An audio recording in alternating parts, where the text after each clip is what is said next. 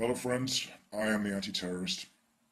Thank you for all of your emails and your messages of support and for staying part of the conversation. Now I'm sure you'll agree that there is a lot going on right now that none of us are very happy about. And I'm sure you'll all know, having watched my videos and videos of others possibly, that you are the employee of a corporation. The United States is a corporation. The United Kingdom is a corporation. All governments are corporations. And by virtue of your social security number, you are an employee of that corporation. By signing your social security form, you gave the corporations permission to act upon you in the way that they do. So when you're talking about your constitution, you're talking about a contract between corporations. And it has nothing to do with your freedom, it has nothing to do with your rights, your liberties, or any of those things. The Constitution is not going to help you when it comes to becoming sovereign or becoming a free human being. Let's look at the person and rediscover what it is and what it actually means to be a person. Now, the man who speaks most eloquently about that, in my opinion, is a chap called Robert Menard. If you haven't already seen Bursting Bubbles of Government Deception, I would highly recommend that you watch it. You are not obliged to register your children. If you do, it is at that point that you're creating a legal entity or a person. You are associating this person with your offspring. You are abandoning ownership or title to that person, and the government is seizing that under the laws of maritime salvage. It becomes their chattel property. They use it as collateral to float loans or to float bonds for loans. When they come to remove a child, they're not acting on the human being at all. They're removing the legal entity you created and abandoned and they now have title to. It's like borrowing a rain jacket from your neighbor for your kid. Your neighbor comes, says, I'm taking the jacket back. You let him take it with your child still in it. That's your person. That is what the government acts upon. A human being and a person are not the same thing. We've been led to believe that they are, but they're not. In Black's Law Dictionary, you'll find a definition of a person, and it says, a human being is not a person because he is a human being, but because rights and duties have been ascribed to him. Specifically, the person is that legal subject or substance of which the rights and duties are attributes. But not all human beings are persons, as was the case in Old England when there were slaves. You are not a person, you have a person. If you never know that this person exists, if the government is acting upon it and you are unaware of its existence, you're a slave to your own ignorance. Once you become aware of its existence, you can take it off at will. If that's the only thing they can act upon, you have the seed right there for your freedom. If you hold your jacket like this and say, go ahead and touch it, and the moment you touch it, I'm no longer associated with it, they're not going to want anything to do with that jacket. They're the ones left holding the hot potato. The purpose of this person it wasn't to deceive you. It wasn't to enslave you. It was to provide you with a very strong level of protection against government tyranny. If they never act against you as a human being and they're only acting against your person, you always have the option to reject their governance and therefore escape tyranny totally and absolutely peacefully. So having shown you that little clip now, I'm wondering how many of you, some of the sharper tools in the box, will realize that only persons will be going to the FEMA camps.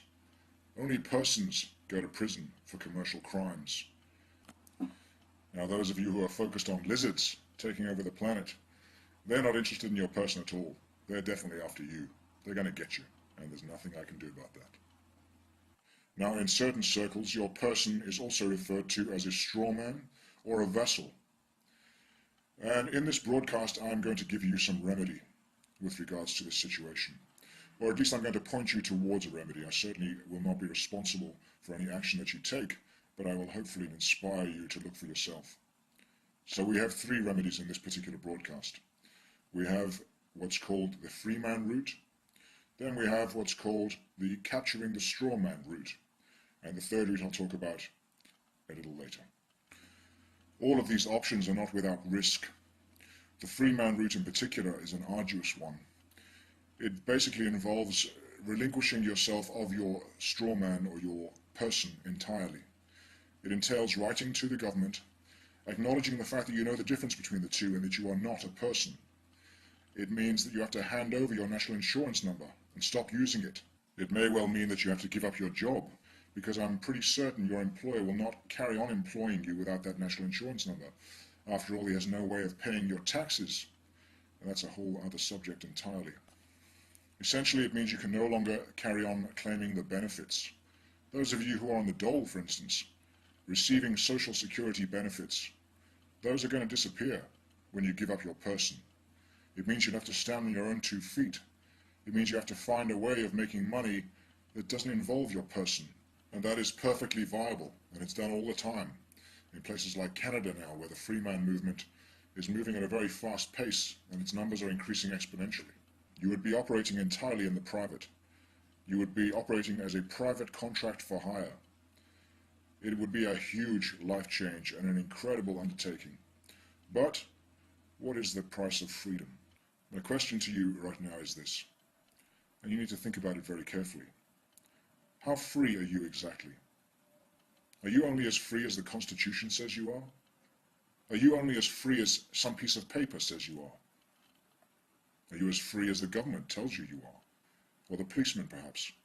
Or your neighbor? Freedom is an idea. It's an attitude. It's a paradigm. It is something that you be. Now, of course, anyone can force you to do anything at the barrel of a gun. But unless you know what real freedom is, and you understand the idea, you understand the paradigm, you get a sense of it, and you feel it in your bones, then you're always going to behave like a slave, and you're going to be treated like a slave. You have to change your mental perspective about the word freedom. To most, it is just a word that is spoken frivolously. You have the right to be free. Man, woman, or child, you are born free. And then we give it all away for the benefits to corporations who abuse their power left, right, and center. So you need to understand that the law of the land, the common law of each country, is based in substance. The common law applies to you, the flesh and blood human being. And having a good understanding of how the common law works and how the law of the land works will give you access to the freedom that you need from the Maritime Admiralty jurisdiction. So taking the free man route requires claiming your rights. You see, you have rights. If you believe in God, you have God-given rights. Even if you don't believe in God, you have birthrights. And as I expressed in my previous videos, you can only have the rights that you know how to claim. If you don't know what rights you have, then you don't have any rights, period.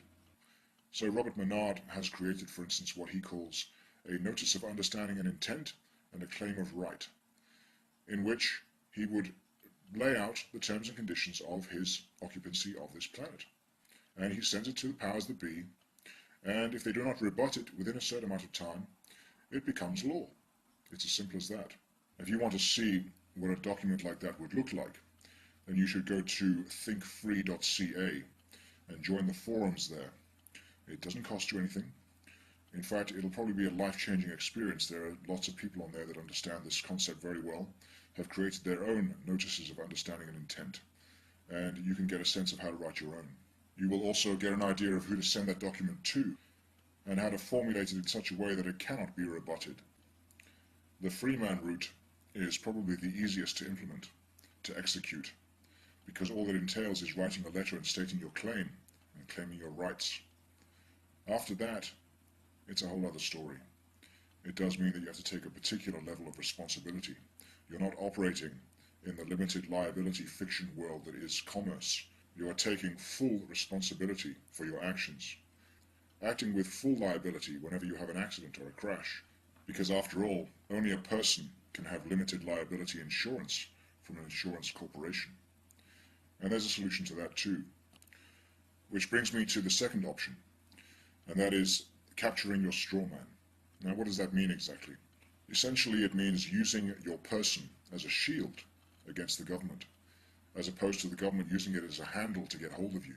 Now, as you've seen with YouTube and other forums where the topic of discussion is the New World Order, there is a lot of disinformation out there. There are a lot of disinformation agents who will put out the antithesis of certain theories just to put people into a state of confusion. And the same goes for the world of redemption, or capturing the straw man.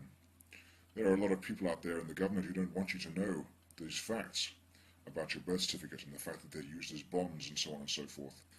And you're going to have to sort the wheat from the chaff in terms of dealing with this information. Of course, I'm only going to paint in broad brushstrokes here because this is not my information to give you. And I would hate to think that you would act upon any information I give you without exploring the source of the information first.